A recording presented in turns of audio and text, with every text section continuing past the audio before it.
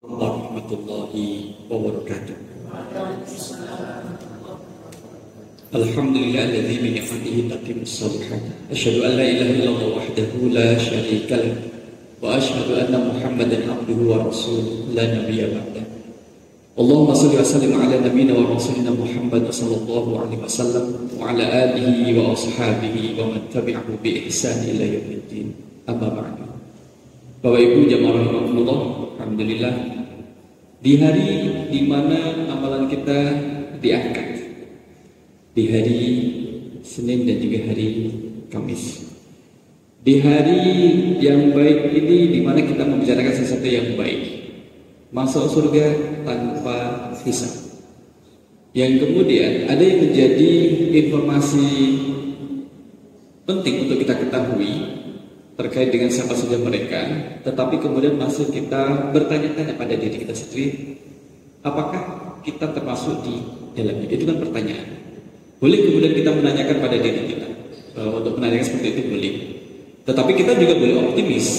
Insya Allah saya termasuk calon penghuni surga. Insya Allah kita termasuk calon penghuni surga.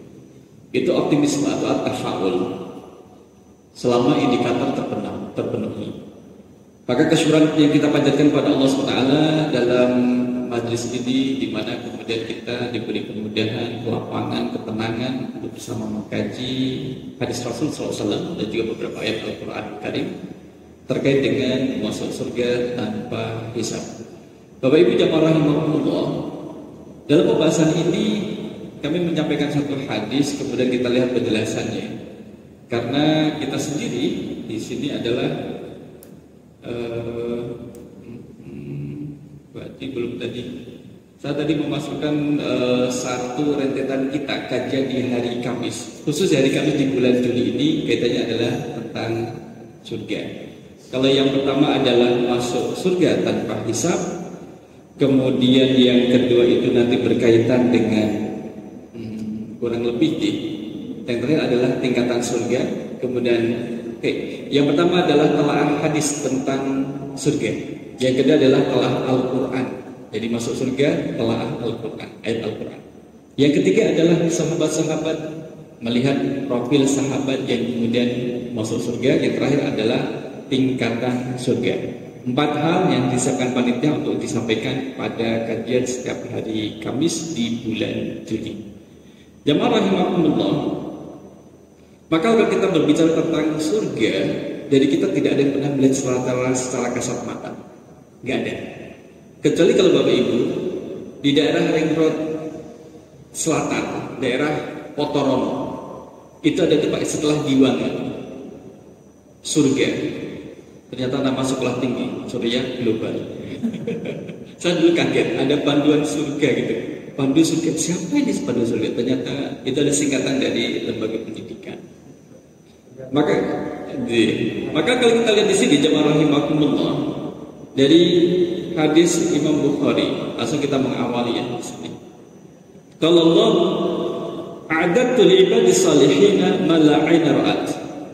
Ini termasuk hadis qudsi yang kemudian Allah berfirman di dalamnya. Hadis qudsi sendiri definisinya adalah hadis yang maknanya dari Allah, redaksinya dari Rasul sallallahu alaihi wasallam. Itu hadis qudsi.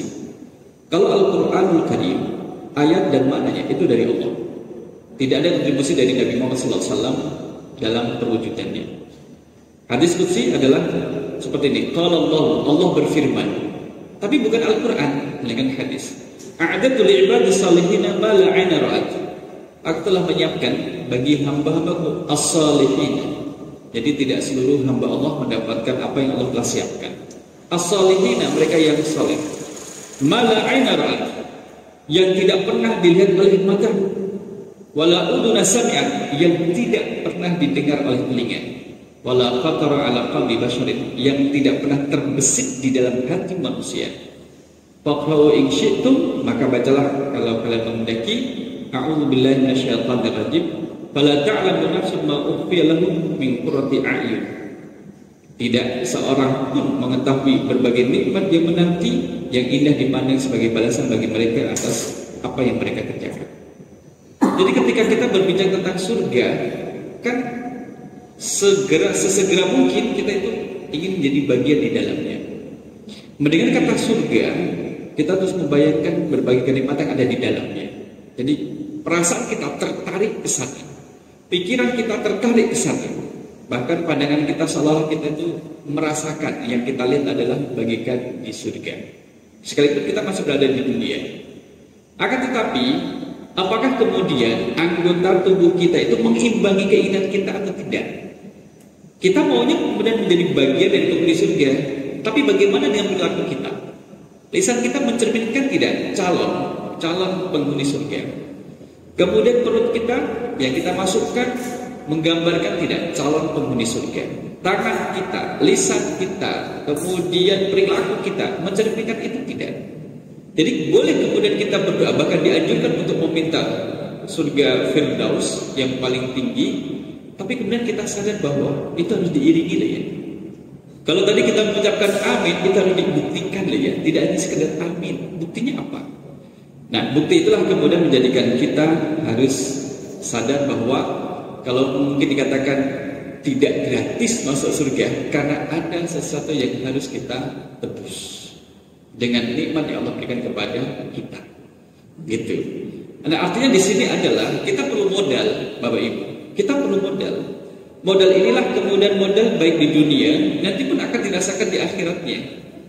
Modal ini kemudian Allah berikan kepada siapapun itu bisa mendapatkan modal ini. Allah tidak membatasi hanya orang-orang tertentu yang tinggal di daerah tertentu, siapapun bisa, kapanpun dia bisa menemukan ini. A'udzubillahi minasyaitonir rajim. Wasari'u ila maghfiratin min rabbikum wa jannatin 'arduhas samawati wal ardu 'iddat lil muttaqin. Dari surah Al-Imran 133 ini, ternyata surga yang selama ini kita dengar itu tidak hanya cukup besok aja deh kalau sudah waktunya saya mau menjadi bagian darinya. Enggak, harus bersegera, berlomba-lomba. Jadi fastabiqul khairat yang kemudian kita maknai dengan berlomba-lomba dalam kebaikan, jadilah juara dalam kebaikan. Jadi menjadi orang yang pertama. Orang baru kemudian mendengar surga, kita sudah berdoa. Orang tengah berdoa, kita sudah aksi, sudah mengamalkan. Orang sedang mengamalkan amalan yang baik agar dia menjadi bagian dari penghuni surga, kita sudah mengajarkan kebaikan itu pada yang lain.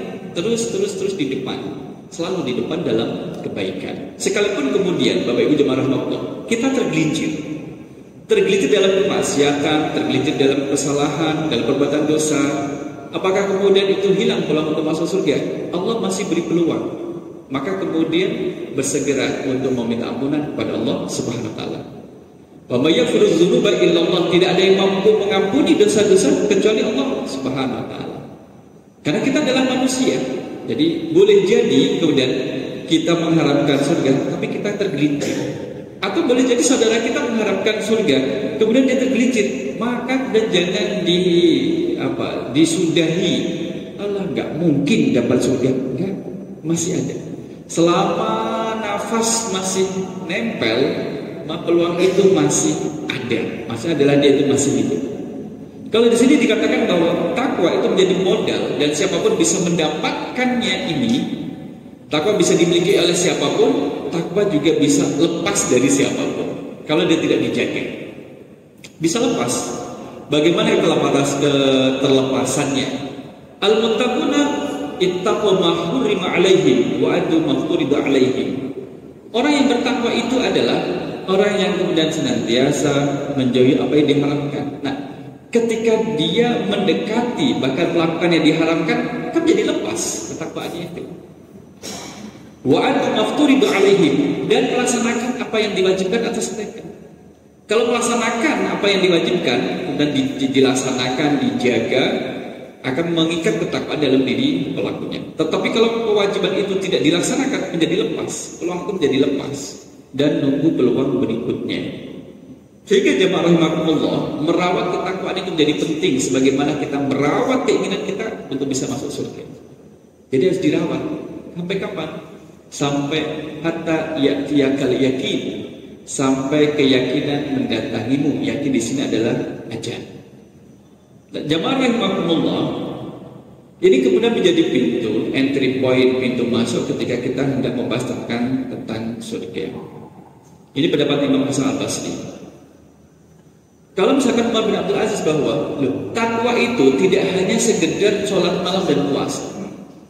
Laisa tawallahi bisyiyamin nahar, laisa tawallahi bisyiyamin nahar, wala biqiyamil lail. Jadi takwa itu tidak hanya kemudian puasa di siang hari, malamnya kemudian sholat tahajud. Wa tafliqi fima baina dzalik, atau menggabungkan keduanya. Maksudnya adalah kalau kita melakukan kedua-duanya ini, jamaah rahmatullah, masih ada hal lain yang perlu kita perhatikan. Walakin taqwallahi tarku ma haramallah. Takwa itu adalah meninggalkan apa yang diharapkan oleh Allah. Kita inventarisir apa yang Allah harapkan atas diri kita sebagai seorang muslim, apa yang Allah harapkan pada diri kita sebagai seorang tetangga, suami atau istri atau karyawan atau pimpinan. Jadi kita tahu mana-mana yang diharamkan. Wa'ada'u maftaradallahu, dan melaksanakan apa yang Allah wajibkan. Faman ruziqa ba'da dzalika khairan fa huwa khairun ila khair. Barang siapa yang diberi kebaikan oleh Allah setelahnya, maka itu kebaikan bagi dirinya. Jadi melaksanakan puasa di siang hari itu kebaikan, ibadah. Qiyamul lail setelah melaksanakan salat 5 waktu itu juga ibadah. Dan ibadah tidak hanya dua ini, tapi masih ada yang lain yang harus kita ketahui. Kenapa harus membahas ke arah ini ketika membahas tentang surga, masuk surga tanpa hisab? Karena Bapak Ibu, di surga itu tidak ada hamba yang masuk di dalamnya kecuali sudah bersih dari segala bentuk dosa apapun dan berapapun ukurannya. Sudah tidak ada orang yang berdosa masuk surga itu. Sehingga ketika kita masih merasa memiliki dosa, kita masih merasa, masih ingat dengan perbuatan salah yang kita lakukan, kan kemudian kita bisa mencuci, membersihkan, di-laundry diri kita dengan apa? Istighfar dan bertaubat. Ittaqillaha haitsu ma kunta wa atbi sayyi'atal hasanata tamhuha wa khaliqin nas bi khuluqin hasanin. Jadi bagaimana mengikuti perbuatan buruk dengan perbuatan yang baik. Kalau kita membahas tentang surga Bapak Ibu, kadang menjadi hal yang tidak menarik bagi sebagian kecil orang yang masih merasa sehat, masih merasa sangat muda, dan masih bisa melakukan ini itu, dan masih beranggapan bahwa dia masih lama untuk membahas masalah surga dalam kehidupannya. Orang kemudian masih sehat, masih kaya, kemudian diajak untuk membicarakan tentang urusan akhirat, tidak semuanya tertarik Bapak Ibu. Tidak semuanya orang tertarik. Kenapa? Karena posisinya itu posisi yang masih zona aman. Tapi kalau misalkan kita bahas terkait dengan taubat bagi orang yang sedang sakit, itu masuk banget. Ayo kita taubat, beristighfar, itu masuk. Tapi kalau orang sehat, nanti aja lah, saya masih sehat, nanti aja kalau udah sakit baru ngomong masalah taubat dan seterusnya. Jamaah rahimakumullah, at-taqwa an ta'mala bi ta'atillah. Jadi kalau bicara tentang takwa, memang takwa itu dekat dengan ketaatan. Ala nurin min Allah, atas cahaya dari Allah, tarju thawaballahi, engkau mengharapkan pahala dari Allah, wa antatruka ma'siyatallahi ala nurin min Allah takhafu iqaballah, engkau meninggalkan maksiat karena takut kepada Allah atas azab atau siksa yang Allah sudah siapkan. Jadi itulah kemudian kenapa kita tidak begitu menikmati maksiat, karena kita tuh takut dengan azabnya. Orang kemudian habis marah, kan kemudian terus menyesal. Bentuk penyesalan itu adalah bentuk ketakutan ketika dia terus-menerus dalam kemarahan, karena dia takut dengan azabnya Allah. Ataupun keringatnya adalah peringatan Allah yang diberikan ketika di dunia. Jadi kalau misalkan kita membaca satu hadis, ketika Allah itu cinta terhadap seorang hamba, ibtalahu, Allah mengujinya, menyobanya, itu artinya adalah hamba ini dalam keadaan yang baik. Tapi kalau Allah memberikan satu kesusahan pada orang atas kemaksiatan yang dilakukan, itu bukan ujian, itu adalah bagian daripada azab. Karena ujian hanya kepada orang yang dia melakukan ketaatan kepada Allah dan Allah uji dengan cobaan ataupun kesusahan. Itu namanya ujian bagi orang yang taat. Di sini kemudian kita melihat ayu ta'a fala yuqsa. Taatlah, jangan maksiat. Pesan untuk saya, untuk kita semua, taat, jangan maksiat. Betapa banyak godaan kita di sekitar kita ini, banyak godaan untuk maksiat, tapi godaan untuk bertakwa, untuk taat juga banyak. Kita misalkan membuka media sosial, Kan banyak isu-isu yang kemudian menggiring ketika kita membacanya, seolah-olah kita diajak untuk membenci apa yang kita lihat, apa yang kita baca, dan apa yang kita dengar. Sedangkan kita tidak tahu real masalahnya seperti apa, karena sudah terforward ke sana kemari, kemudian sudah terkirim ke sana kemari, dan kita tidak tahu orisinnya seperti apa. Itu kan menjadi godaan. Munculnya ada su'udzon, berburuk sangka, membahasnya, dibahas, nggak penting orang ini, nggak mutu, mulai menyalahkan orang. Al-kibru baparul haq wa ghamtun nas. Jadi sombong itu adalah baparul haq, menolak kebenaran, wa ghamtun nas, dan meremehkan orang lain. Muncul dalam diri kita upaya untuk meremehkan orang lain, menganggap diri kita lebih baik dari orang lain, benih-benih kesombongan berarti sudah muncul. Itu yang kemudian menjadikan kita menjadi sombong. Dia bisa apa? Dia baru bisa apa gitu? Menganggap orang lain itu kemudian tidak menjadi lebih baik daripada diri kita. Itu adalah benih-benih kesombongan. Jadi kalau kita lihat iblis yang kemudian dalam dirinya ada sifat sombong, dan itu menjadikan iblis sombong tidak hanya di depan Allah tapi di hadapan Allah SWT. Khalaqtani min nar wa khalaqtahu min tin. Ya Allah, Engkau ciptakan aku dari api, wa khalaqtahu min tin, sedangkan Engkau ciptakan Adam itu dari tanah. Itu benih-benih kesombongan. Dan Bapak Ibu jamaah rahimakumullah, orang yang berilmu, godaan sombongnya juga lebih besar daripada orang yang tidak berilmu. Gitu. Kemudian inilah takwa harus terus-menerus kita jaga dan kemudian kita rawat. Ittaqillaha haitsu ma kunta. Bertakwa kepada Allah dimanapun berada. Dilihat orang atau tidak, kita merasa, kita mengontrol diri kita. Jadi kalau misalkan kalau tanya, apa sih indikator orang takwa? Mungkin dari kita punya indikator masing-masing. Ada menyebutkan, Ustaz, indikator takwa pada diri saya adalah ketika saya membuang sampah pada tempatnya. Boleh jadi. Karena dia merasa dewasa oleh Allah dan tidak mau membawa sampah di tempat yang lain. Saat kalau saya itu adalah pulang pengajian bawa sendal sendiri, itu boleh jadi.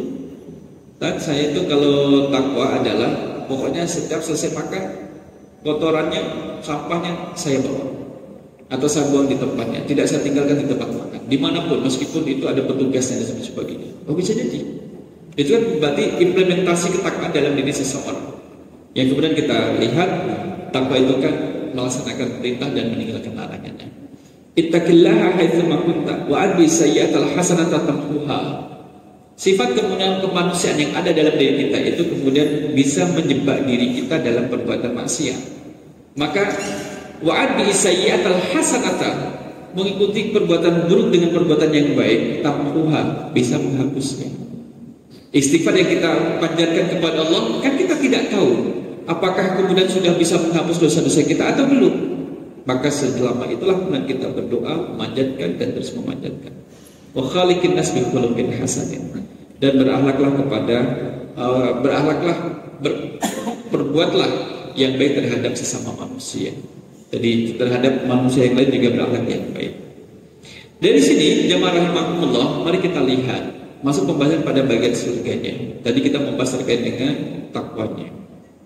Al-jannatu mushtaqatun ila arba'ati nafarin. 4 orang yang dirindu surga, berarti kan dia ada peluang masuk dalam surga. Al-jannatu mushtaqatun ila arba'ati nafarin. Surga itu merindu 4 orang, 4 golongan, 4 kelompok. Talil Quran. Yang pertama adalah orang yang gemar membaca Al-Quran. Bukankah kita sudah membaca Al-Quran? Tetapi dalam satu waktu kemudian kita akan disibukkan dengan urusan sehingga kemudian kita tidak membaca Al-Quran. Kalau tidak mampu membaca membukanya, kemudian boleh menggunakan bizahril ghaib, apa yang kita hafal dari Al-Quran Karim. Wa hafizil lisan, orang yang menjaga lisannya. Sehingga dalam hadis Rasulullah SAW menjaga lisan dari perkataan yang buruk ya. Man kana yu'minu billahi wal yawmil akhir falyaqul khairan aw liyasmut. Sesiapa yang kemudian beriman kepada Allah dan hari akhir, hendaklah berkata baik. Aw liyasmut, kalau tidak bisa diam. Karena di surga itu tidak akan terdengar perkataan yang sia-sia. Tidak ada perkataan kemudian bisa itu enggak ada. Perkataan yang buruk tidak ada. Maka boleh dibiasakan. Kalau tidak bisa, ya sudah diam. Kalau misalkan terlewat, terlanjur, terlepas, minta maaf kepada yang bersangkutan. Itu kan manusiawi. Wa mut'imil ji'an, memberi makan kepada orang yang lapar. Sekalipun yang kita berikan itu tidak mampu mengenyangkan, tapi sudah ada kontribusi yang kita berikan kepada orang tersebut. Wasaimi fi syahri Ramadan, dan puasa di bulan Ramadan. Nah, jamaah rahimakumullah, apakah kemudian kita tertarik untuk mengambil keempat-empatnya, ia menjadi pembaca Al-Quran, ia kemudian menjadi orang yang berusaha menjaga lisannya, ia kemudian berusaha menjadi orang yang memberi makan orang yang lapar, kemudian untuk yang puasa Ramadan, maka itu lebih baik. Dan kalau kita lihat jamaah rahimakumullah, kan tidak susah-susah amat. Tidak susah-susah amat kalau kita lihat dan kita baca. Baru nanti ketika sudah turun dari masjid ini, sudah pakai sendal, itulah baru tantangannya baru dimulai. Kalau sudah memakai sendal, baru realitanya nanti akan dirasakan. Oh, ternyata sibuk juga ya, mau baca Quran nggak bisa-bisa, mau baca Quran ada aja kesibukannya. Iya. Kemudian menjaga lisan, baru naik kendaraan, hampir mau diserempet, sudah naik pitam, marah-marah. Itulah. Maka kalau bisa dijaga. Diam adalah emas, tapi berbicara pada waktunya bagikan mutiara. Wa mut'imil ji'an, memberi makan orang yang lapar. Mungkin kita termasuk orang yang lapar, tapi boleh berbagi kemudian dengan orang yang lapar yang lainnya. Nah, ini kemudian kita jadikan entry point, kemudian kita masuk pada hadisnya jamaah rahimakumullah. Saya bedakan antara ini adalah matnanya, kemudian terjemahnya di pada slide berikutnya di sini. Ini slide-nya ini. Oke, kita mulai dari sini. Ini hadis pertama. Hadis pertama dengan hadis kedua hampir mirip. Kali ini berarti Imam Bukhari. Uridat alayya al-umam faja'ala an-nabiyyu wan nabiyyani yamurruna ma'ahum ar-rahtu wan nabiy laysa ma'ahu ahadun hatta rufi'a li sawadun 'adiman kuntu ma hadha. Panjang hadisnya, kemudian pembahasan kita di sini. Qila li unzur hahuna wa hahuna fi afaqis samai. Fa idza sawadun taqmal al-ufuq qila hadhihi ummatuka. Ini adalah umatmu wahai Muhammad. Ini adalah umatmu. Wa yadkhulul jannata min haula'i sab'una alfan bighairi hisab. Umatmu banyak ini wahai Muhammad, maka 70.000 dari mereka, 70.000 orang dari umatmu itulah yang akan masuk surga bighairi hisabin, tanpa hisab. Nisbi bighairi hisabin, tanpa hisab. Jadi gak ada hisab Bapak Ibu. Karena pada waktu kemudian pada yaumul hisab langsung masuk kepada ke surga. Semua atas izin Allah SWT. Karena Allah maliki yaumiddin, yang menguasai hari pembalasan. Di sini mungkin kita bisa membayangkan betapa nikmatnya masuk surga tanpa hisab, tanpa harus antri, tanpa harus transit di neraka. Tapi masuk surga tanpa hisab. Tentunya kalau kita ditanya Bapak Ibu, tadi kan semuanya pengen masuk surga, mau yang langsung atau transit? Biasanya tuh murah transit atau langsung Bapak Ibu? Biasanya.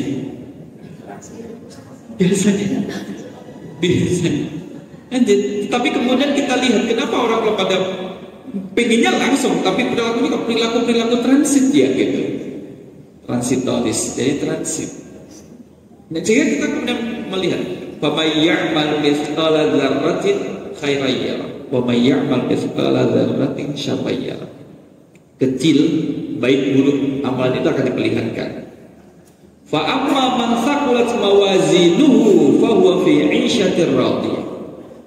Itu mereka yang berat timbangan kebaikannya, maka akan mendapatkan kehidupan yang memuaskan.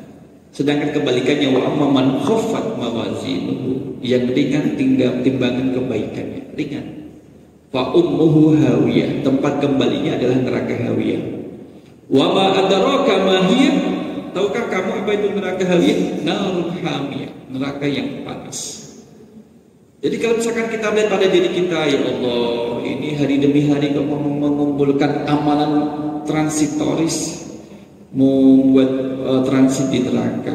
Maka kalau kita sudah sadar ternyata ada perilaku kita yang berpotensi menjadikan kita transit di neraka, maka susulilah dengan istighfar dan pertobatan. Gitu terus Bapak Ibu jamaah rahimakumullah. Tsumma dakhala wa lam yubayyin lahum fa'afadal qawmu faqalu nahnu alladziina aamana billahi wattaba'na rasulahu. Jadi sahabat ketika mendengar hadis ini, ada 70.000 orang yang masuk surga tanpa hisab. Kemudian sahabat bertanya, apakah itu kita ya? Mereka gak berani kemudian menjustifikasi itu pasti kita, gak berani. Apakah itu kita? Atau bahkan fanahnu auladuna, atau anak-anak kita alladzina wulidu fil Islam, yang mereka dilahirkan dalam keadaan berislam karena orang tuanya muslim. Fa inna wulidna fil jahiliyah, sedangkan kita dilahirkan pada masa jahiliyah. Masih menimbulkan pertanyaan ini. Fabalaghan Nabi sallallahu alaihi wasallam fakhraja faqala. Jadi ketika sahabat itu mendapatkan satu hadis dari Rasul terkait dengan 70.000 orang yang masuk surga tanpa hisab, mereka bertanya-tanya, siapakah? Rasul tahu mendengar hal itu bahwa ada pertanyaan dari sahabat-sahabat beliau, maka Rasul kemudian mengatakan fakhraja, keluar dari rumah dan mengatakan humul ladzina la yastaquna. Mereka yang masuk surga tanpa hisab adalah mereka yang tidak minta diruqyah. Wala yatawayyaruna, dan mereka tidak tatoyur. Tatoyur nanti kita lihat. Wala yaktabuna, dan mereka yang tidak berobat dengan menggunakan kain. Wa ala rabbihim yatawakkalun, dan mereka selalu tawakal terhadap Tuhan mereka. Ini indikatornya, ciri-cirinya. Jadi Rasul SAW ketika ditanya 70.000 orang yang masuk surga tanpa hisab itu siapa, Rasul tidak menyebut name by name, si fulan sampai 70.000, tidak. Artinya peluang itu terbuka masih lebar Bapak Ibu, terbuka sampai lebar. Dan mohon maaf, sampai sahabat materi ini juga tidak menemukan siapakah 70.000 orang per nama, by name, sesuai dengan nama itu. Rasul tidak menyebutkan siapa saja mereka. Kan pertanyaannya, boleh jadi adalah kita yang duduk di sini, boleh jadi saudara kita juga, boleh jadi kan, boleh jadi. Selama kemudian indikatornya ini kemudian terpenuhi, muladzina la yastarquna, tidak minta ruqyah, tidak tatayur, kemudian tidak menggunakan kain, dan mereka selalu tawakal kepada Allah Subhanahu wa taala. Ya, maka di sini nih, orang yang tidak minta diruqyah, dimantrai. Kenapa kemudian ada apa dengan ruqyah? Ya. Jangan minta ruqyah. Minta ruqyah yang seperti apa yang tidak diperbolehkan. Kamu minta ruqyah ya? Tolong dong saya diruqyah gitu. Minta ruqyah ya? Itu bisa menghalangi masuk surga tanpa hisab, kan gitu. Masuk surganya tanpa hisab. Mungkin gak ada orang yang masuk surga dengan hisab? Mungkin. Ada yang kemudian masuk surga dengan jalur hisab, dihisab dulu. Ada yang kemudian tanpa hisab. Itu. Mau pilih yang mana Bapak Ibu? Mau pilih masuk surga tanpa hisab atau dengan hisab? Maunya gitu. Dari tadi memang pilihan kita enak-enak tuh Bapak Ibu. Gitu. 70.000 orang tanpa hisab. Apa makna angka 70.000? Apakah memang ini memberikan batasan, atau memang kapasitas surga itu 70.000? Maka 70.000 itu bukan batasan surga, bukan. Arduhas samawati wal ardh, luasnya seluas langit-langit dan bumi. Uiddat lil muttaqin, yang Allah siapkan bagi orang yang bertakwa. Itu surah Ali Imran 133. Dengan luas surga yang seluas langit dan bumi, tidak menggambarkan bahwa luasnya hanya untuk 70.000 orang. Tidak, luas, sangat luas. Surga itu sangat luas. Jadi kemudian ini adalah mereka masuk tanpa hisab, itu tanpa perhitungan amal, tidak ditimbang dulu, apa kemudian dan sebagainya, tidak itu. Langsung saja, tanpa hisab, namanya juga tanpa hisab. Dan mereka adalah orang-orang, maksud dari 70.000 orang ini adalah orang-orang yang kemudian di posisinya dimuliakan oleh Allah Subhanahu wa taala. Akan tetapi kemudian dalam riwayat yang lain bahwa 70.000 orang ini kemudian satu orang membawa 1.000 orang. 70.000 dengan 1.000 jadinya berapa Bapak Ibu? 70 juta. Betul ya? Maka disebutkan bahwa setiap 1.000 setiap 1000 dari 70.000 ada 70.000 lagi. Nah, ini bila yang angka-angkanya. Nah, kita tidak perlu pusing di bagian angka ini, tapi kemudian bagaimana menyiapkan diri tadi, Bapak Ibu. Dari kajian hadis ini kemudian tidak ada yang melemahkan. Hadis ini bukan hadis yang lemah. Ini hadis yang kuat. Jadi menjadi dalil dan kemudian menjadi acuan kita dalam beribadah. Wa'adani Rabbi azza wa jalla ayyudkhilal jannata min ummati 70,000 bighairi hisabin wala 'adzabin ma'a kulli alfin 70,000. Allah menjanjikan kepada Nabi Muhammad SAW 70.000 orang dari umat Nabi Muhammad itu akan dimasukkan surga tanpa hisab dan tanpa azab, tanpa perhitungan, tanpa siksa. Setiap 1000 dari jumlah tersebut terdapat 70.000 lagi. Setiap 1000 71.000. Jadi hitungannya berapa ya kemarin tadi? 1.400 sekian, 490 Allah a'lam. Gitu hitungannya. Nah, yang menarik adalah di sini Bapak Ibu, ini loh.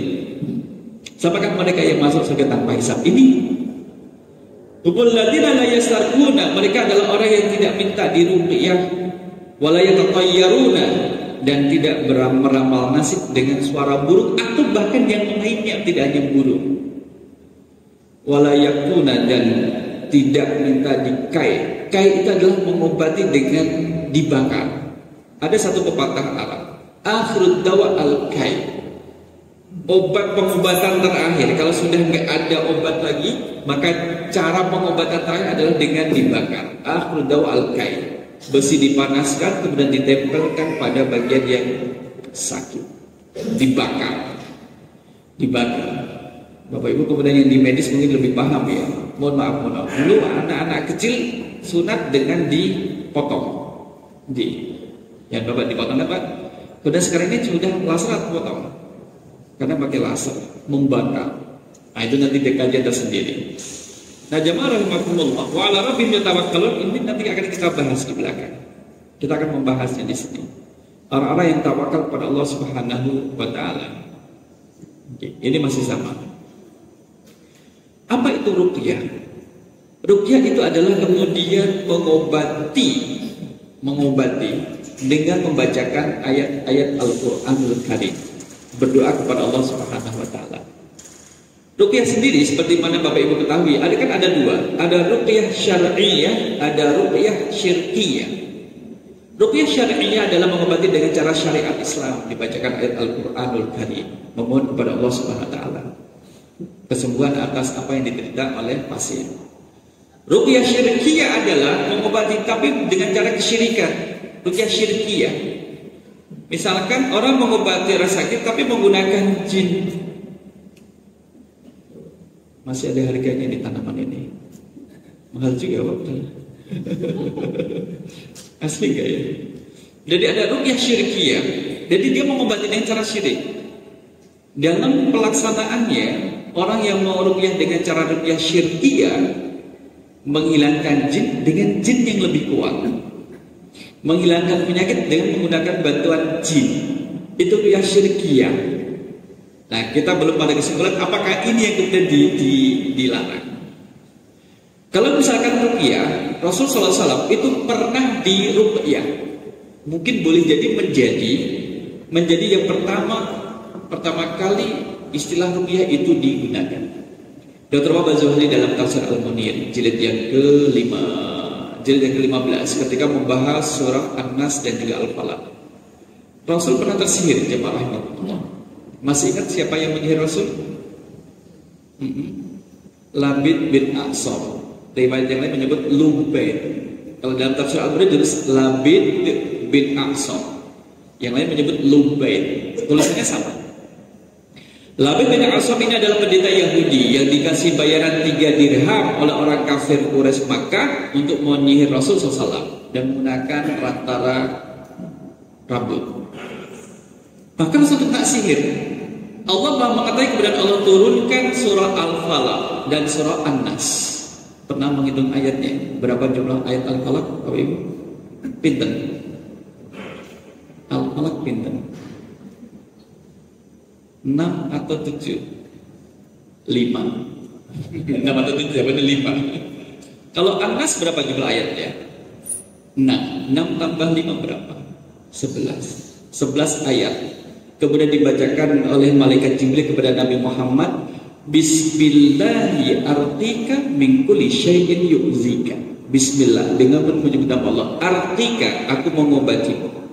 Min kulli syai'in yu'zika, dari segala sesuatu yang menyakitimu. Min syarri ainin wa hasadin, dari kejahatan penyakit ain dan orang yang dengki, penyakit hasad. Jadi malaikat Jibril itu meruqyah Nabi Muhammad. Tapi memang di situ tidak ada konteks Nabi Muhammad meminta untuk diruqyah, karena Nabi Muhammad tidak tahu.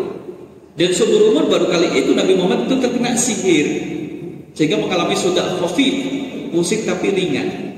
Itu terjadi pada Nabi Muhammad SAW. Dan Rasul mengalami rasa sakit pada fisiknya itu iya.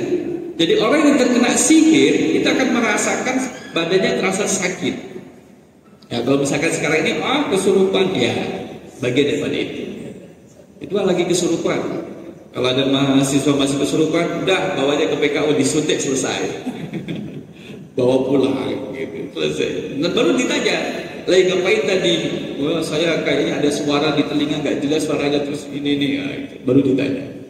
Itu bawa aja ke PKU dan sebagainya. Nah, Bismillahirrahmanirrahim, min kulli syai'in yu'tika. Nabi Muhammad kemudian tidak meminta diruqyah, tapi diruqyah oleh malaikat Jibril, langsung malaikat Jibril. Maka 11 ayat yang dibaca oleh Rasul SAW itu melepas 11 ikatan sihir yang melilit pada diri Rasul SAW. Dan tidak disebutkan pada bagian mana anggota tubuh yang kemudian dililit oleh sihir itu. Nah, dari sini jamaah rahimakumullah, ruqyah sendiri memang pernah dilakukan oleh Rasul, ya, termasuk juga ketika ada sahabat Rasul mau melintasi satu daerah, ditahan oleh kaum tersebut. Kamu tidak bisa melewati daerah kami kecuali setelah kamu mengobati pimpinan kami yang sakit. Karena sahabat itu hanya hafal, kemudian hafalnya ada Al-Fatihah, dibacakan Al-Fatihah. Bismillahirrahmanirrahim. Alhamdulillahirabbil alamin arrahmanirrahim maliki yaumiddin iyyaka na'budu wa iyyaka nasta'in ihdinas siratal mustaqim siratal ladzina an'amta 'alaihim ghairil maghdubi 'alaihim waladdallin amin. Dibacakan lagi. Qadarullah kemudian sembuh. Dia cerita kepada Nabi Muhammad. Karena habis membacakan dan mengobati dengan Al-Fatihah, dikasih satu potong kambing guling, bahasa kita kambing guling. Maka Nabi Muhammad mengatakan bahwa salah satu dari 12 nama surah Al-Fatihah itu adalah ruqyah, dia sebagai obat. Gitu. Nah, jadi ruqyah. Kenapa kemudian tadi ruqyah kemudian dilarang? Ya rahmatullah.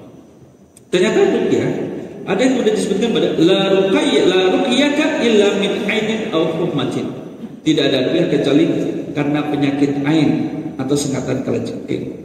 Dan kemudian terus menjadi demam, gitu.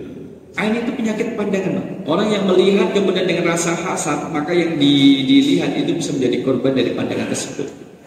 Oleh karena itu, kalau saudara kita ada yang mendapatkan kenikmatan, kita kemudian ikut mendoakan agar menjadi pribadi yang bersyukur. Kalau saudara kita ada yang kemudian dapat ujian, kita juga turut menguatkan agar menjadi pribadi yang bersabar. Itu untuk supaya kita tidak terjangkit penyakit ain. La haula wala quwwata illa billah. Arah pelarangan ruqyah itu jika masuk dan terjerumus pada kesyirikan. Kesyirikan macam gini. Orang kemudian diruqyah, kemudian dia menganggap bahwa yang menyembuhkan, menghilangkan penyakit, yang memberikan kemudahan itu adalah ruqyah itu sendiri. Jadi dia menafikan Allah, menyingkirkan Allah Subhanahu wa taala. Jadi sama kemudian seseorang, kita pernah diingatkan, wah kita membaca Al-Ikhlas, Al-Falaq, An-Nas, sebagaimana Rasul memerintahkan kepada Uqbah bin Amir, fituburi kulli salat, dan setiap selesai salat kita baca. Karena Rasul juga mengajarkan bahwa untuk meminta perlindungan kepada Allah itu baca saat ini. Tapi kemudian masih kita gantungkan bahwa kita yakin ya, yang menghilangkan mara bahaya, malapetaka itu bukan ayat yang kita baca, melainkan Allah. Ya, ini yang harus kita jaga. Kalau yang syirik ruqyah yang kemudian bisa menghalangi seseorang dari masuk surga adalah ketika ruqyah itu diyakini mengganti posisi Allah sebagai zat yang menyembuhkan dan memberikan kemudahan. Pokok kalau saya tidak diruqyah, saya nggak akan sehat. Cuman ruqyah yang bisa menyatakan saya, misalkan. Itu contoh yang menjadi ruqyah syirikiyah, menjadi syirik ya, mengarah kepada kesyirikan. Karena dia sudah mempercayai ruqyah tersebut. Maka kalau misalkan ada orang yang sakit, tolonglah saya itu dibacain doa ini, lagi sakit ini. Hati-hati, saya boleh membacakan doa, tapi kamu jangan kemudian lantas melepaskan Allah yang memberikan kesehatan. Lantas kalau demikian, kalau kita yakin kepada Allah, kenapa harus kita berdoa? Kenapa harus kita berobat?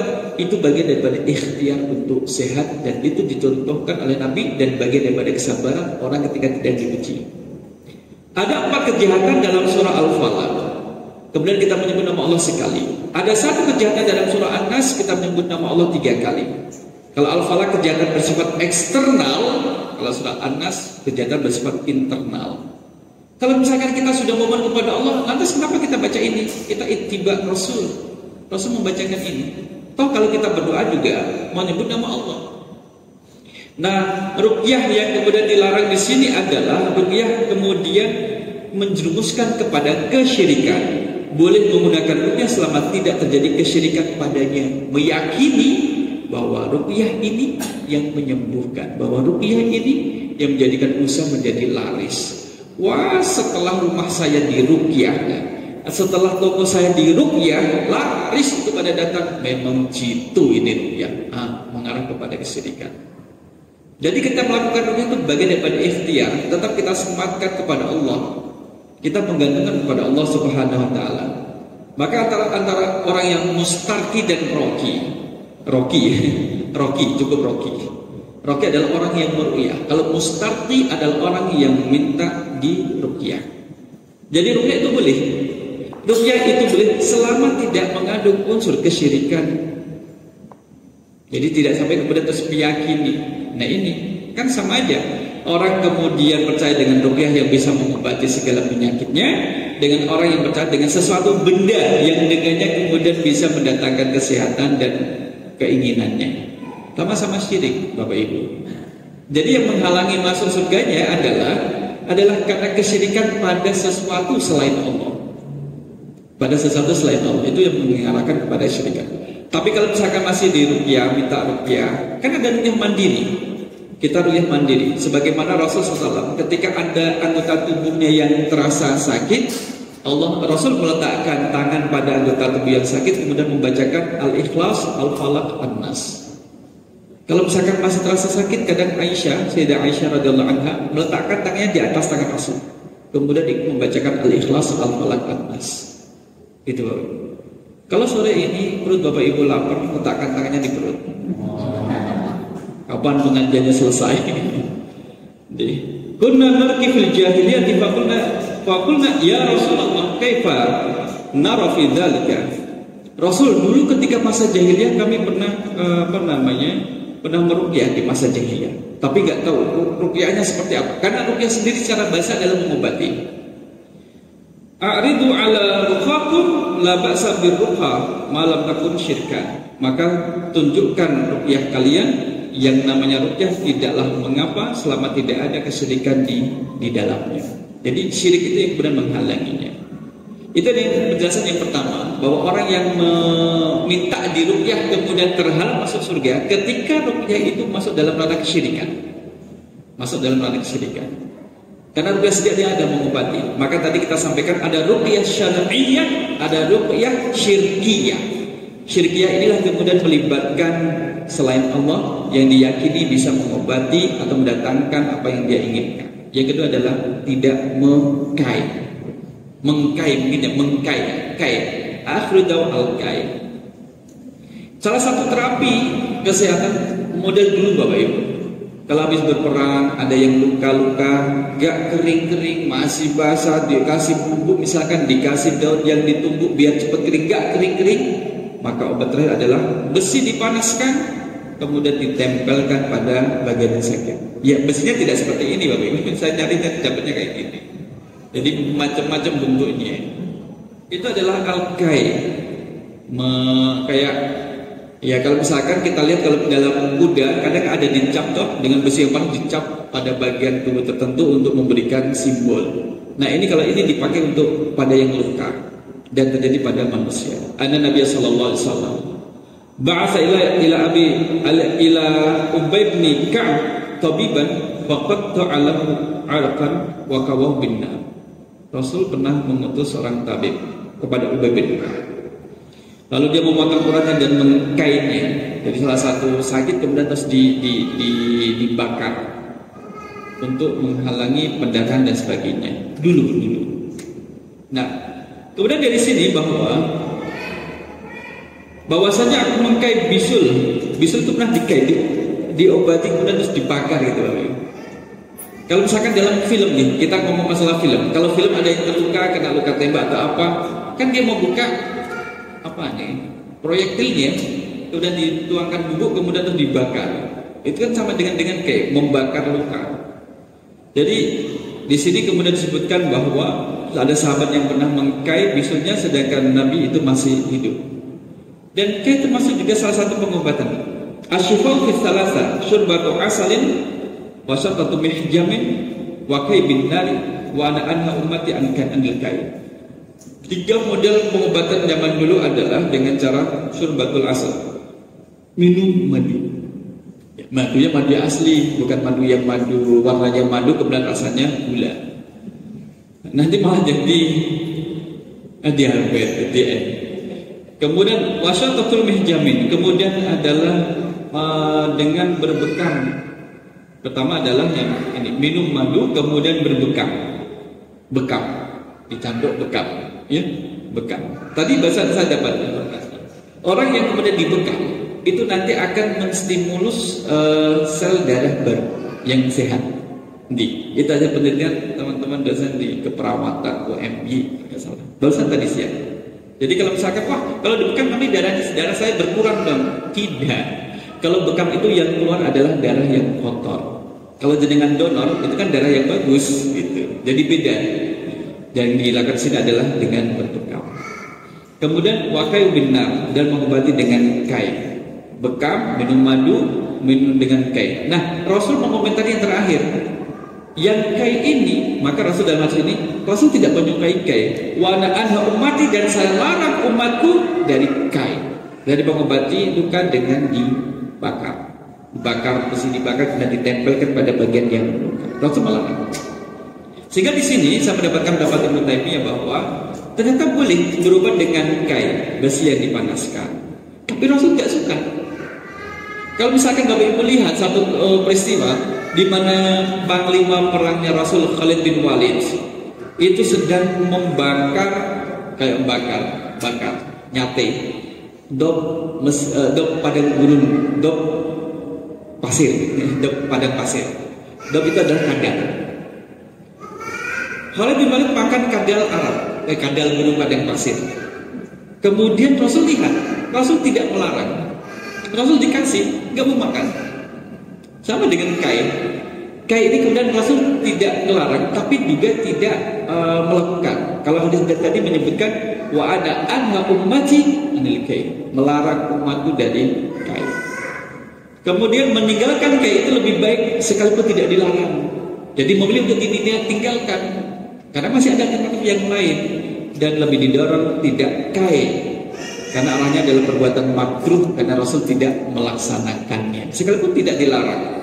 Walaupun tadi ada satu hadis yang kemudian melarang.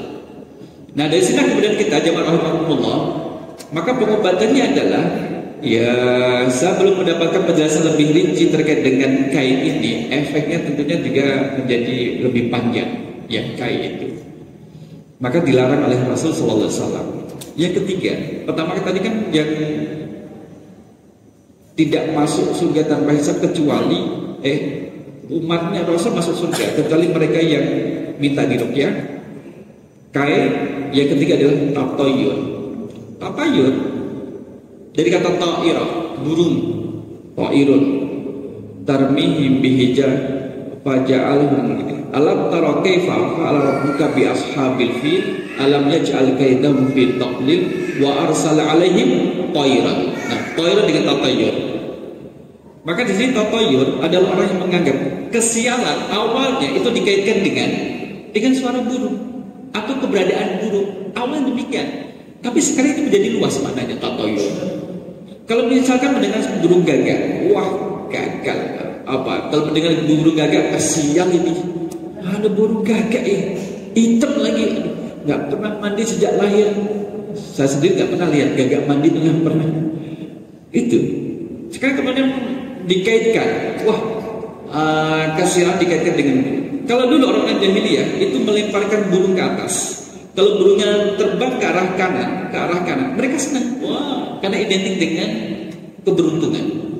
Kalau burung itu diterbangkan dan terbangnya ke arah kiri, mereka akan menjadi cemberut karena itu identik dengan arah kesialan. Identik dengan kesialan. Dan mereka meyakini dan mereka harus ke arah kiri.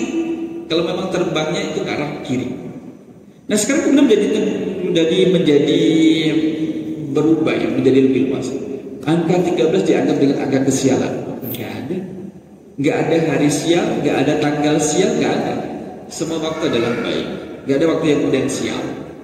Jangan nikahkan anak kita pada weton ini, hari ini.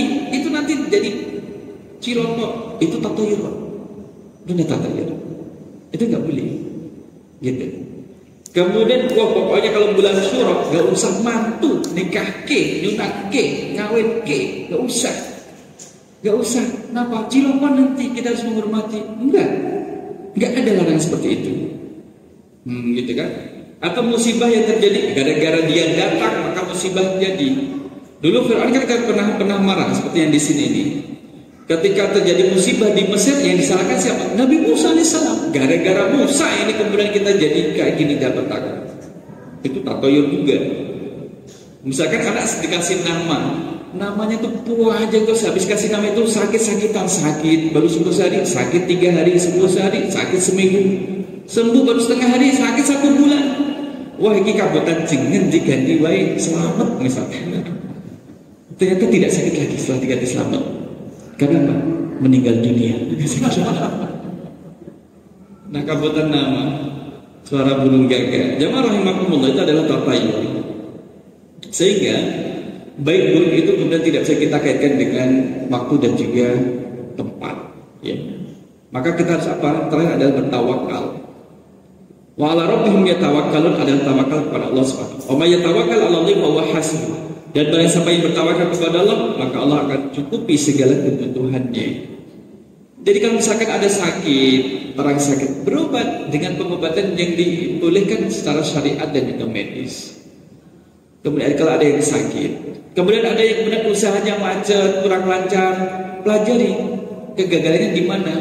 Tanya sama coach yang pendamping yang untuk di training, bisnisnya kok bisa macet di mana, dipelajari. Tidak dikaitkan dengan hal-hal yang mistis, tidak dikaitkan dengan tatayur tadi. Ada suara ada burung gagak, dilihat saja, kalau perlu dibuat konten, oh burung gagak. Itu dibuat burung gagak, nggak usah dimaknai dengan mana yang burung. Saya ketemu 2 daerah yang pernah saya temui burung gagak. Satu di Kairo, yang kedua di Malaysia. Ternyata banyak burung gagak di daerah Negeri Sembilan. Wih, burung gagak ada juga di sini. Ya, tidak usah dimaknai dengan aneh-aneh. Itu adalah makhluk biasa. Nah, kalau wa'ala rabbihim yatawakkalun, maka tawakal kepada Allah menjadikan kita kemudian menjadi lebih mantap dan beribadah. Kita sudah bisa menjadi orang yang saleh seperti yang dicontohkan Rasul. Ada ujian, kita senyumin aja dengan kesabaran. Dapat kenikmatan, syukurin dengan penuh ketaatan. Itu. Dan ini adalah hadis yang kedua, sama Bapak Ibu, sama secara substansi itu sama. Kemudian juga hanya pada perubahan tata letaknya. Ya. Kali ini menjelaskan terkait dengan bagaimana umat Nabi Muhammad yang masuk surga. Itu bagaikan bulan purnama. Yadkhul jannata min ummati zumratun min hiya sab'una alfan wujuhum ida'atal qamari. Akan masuk surga sekelompok dari umatku 70.000 orang, wajah-wajah mereka bercahaya seperti cahaya bulan. Zumrah. Nah, itulah kemudian. Tapi ada yang berpendapat itu 70.000 orang atau 700.000 orang. Ini dalam hadisnya di sini. 70 dari umatku atau la yadkhulanna min ummati sab'una alfan aw sab'mi'ati alfin. Tapi di sini ada keterangan syakun ahadur ruwatil hadis. Ada salah satu perawinya hadis ini agak ragu. Jadi kita tidak kemudian termasuk 70.000 atau tidak. Ingat yang bagian belakang tadi. Tidak menyekutukan Allah dengan yang lain dan kemudian tawakal. Nah itu dua, kalau dirangkum menjadi dua ya. Jadi selalu menjauhkan diri dari kesyirikan, kemudian juga bertawakal pada Allah Subhanahu Wa Taala, dan sisanya nanti boleh kita sambung di kampus yang akan datang masih berkaitan dengan ini. Nanti akan ketemu dengan sahabat Ukasha bin Mihsan, karena termasuk orang yang secara baik, secara nama itu disebut bahwa Ukasha termasuk orang yang termasuk salah satu dari 70.000 orang yang dijamin masuk surga tanpa hisab. Itu Ukasha dalam hadis tadi ya, dalam hadis di atas tadi. Maka nanti bila kita bisa kita lihat tentang siapakah Ukasha ini pada pertemuan yang akan datang insyaallah. Demikian ibu bapak yang rahimahumullah, mudah-mudahan ada manfaatnya dan kemudian bisa kita terapkan dalam kehidupan kita. Keluarnya kita dari majelis ini semoga menjadikan kita lebih taat, lebih soleh dan lebih bertakwa. Amin. Kita cukupkan dengan doa kafaratul majlis. Subhanakallahumma wa bihamdika asyhadu an la ilaha illa anta astaghfiruka wa atubu ilaik.